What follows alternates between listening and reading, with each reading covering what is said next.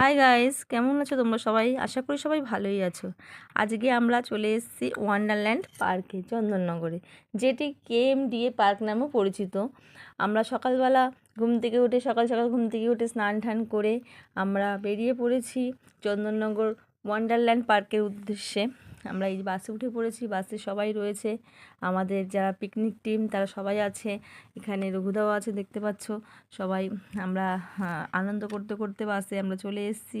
সকালে টিফিন খেয়ে বাসের মধ্যে আমরা চলে আসলাম ওয়ান্ডারল্যান্ড পার্কে। আমরা ওয়ান্ডারল্যান্ড পার্কে প্রবেশ করেছি। দেখো কত সুন্দর, প্রথমেই ঢুকেই আমার এন্ট্রিটি খুব দারুণ লেগেছে। এখানে ভেতরটা খুবই বড়, বিশাল বড় জায়গা এরিয়া নিয়ে আমরা হেঁটে চলেছি।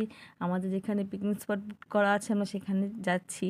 দেখো তার পাশে এখানে টয় ট্রেন আছে বাচ্চাদের চড়ার জন্য, আর ভীষণ বড় জায়গা, দেবদারু গাছে ভর্তি, তার মধ্যে রয়েছে 3টি ঝিল।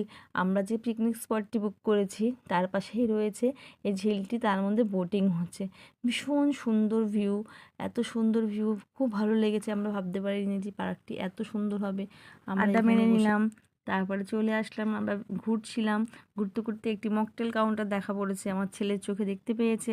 সে এখন বায়না করছে তাকে কিনে দিতে হবে, সে কালাকাটটা শেকটা নিয়ে নিল।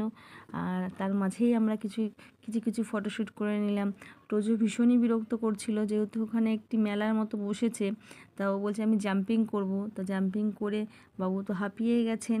তারপরে আমরা ওকে মেলায় ওই ঘুরিয়ে আমরা আবার ওদের রেখে দিয়ে, বাচ্চাদের রেখে দিয়ে আমরা আবার বেরিয়ে পড়লাম সবাই মিলে এই পাশটা ঘুরে, পিছন দিকটা ঘুরে দেখার জন্য। দেখুন বিশাল বড় জায়গা, আপনাদের আমি দেখাচ্ছি। আমরা পিছন দিকটায় এসেছি, এখানে পিছন দিকটাও বেশ সুন্দর, বেশ মনোরম পরিবেশ। এখানটা বেশ এত সুন্দর জায়গা, আপনারা চাইলে এখানে আসতে পারেন সবাই মিলে, ফ্যামিলি নিয়ে আসার মতোই জায়গা। এটা প্লেসটা খুবই ভালো, সবাই মিলে আপনারা পিকনিক করতে পারেন। আমরা পুরো পুরো পার্কটি ঘুরে নেওয়ার পর আমরা মাঝখানে দুটি ঝিলের মাঝখান দিয়ে আমরা হেঁটে যাচ্ছি।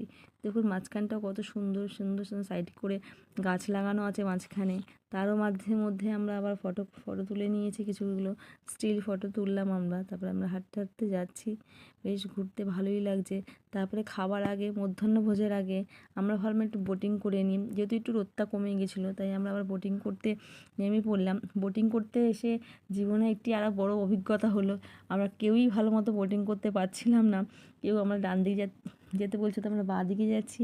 আমরা এক জায়গায় স্থির হয়ে দাঁড়িয়েছিলাম, সে আমার মেয়েরা বলছে যে মা এইভাবে চালাও, এইভাবে চালাও, ওরা দেখুন অন্য বোটে রয়েছে, কিন্তু আমরা কিছুতেই কিছু করতে পারছি না। বেশ মজা লাগছিল। আর ছেলে আমাদের সাথেই ছিল, ও তো ভীষণ রেগে গেছে, বলে আমরা বোধহয় ডুবেই যাব। কিন্তু অ্যাটলিস্ট তারপরে আমরা পাড়ে আসতে পেরেছি অনেক কষ্ট করে। আর এসেই টোজোর বাবার সাথে একটু নেচে নিল, ডান্স করছে, বেশ মজা করছে, ভালোই লাগছে। তারপরে আমরা এবার খাবো। আমাদের খাবার মেনুতেও অনেক কিছু ছিল, যেহেতু আমাদের মাটন চিকেন সবই ছিল। আমরা খেতে বসে পড়েছি, দেখতেই পাচ্ছেন পাতে ডাল ভাত আলুর চিপস সবই পড়ে গেছে, তার সঙ্গে ছিল বাঁধাকপি আর আমাদের ভীষণই প্রিয় মটন কষা। আমরা মটন দিয়ে ভাতটা খেয়ে নিলাম। খাওয়ার পরে এবার আমাদের বাড়ির উদ্দেশ্যে বেরিয়ে পড়তে হবে, কারণ আমাদের খাওয়া দাওয়া গল্প আড্ডা সবই হলো। এবার আমরা বাড়ির জন্য বেরিয়ে পড়েছি।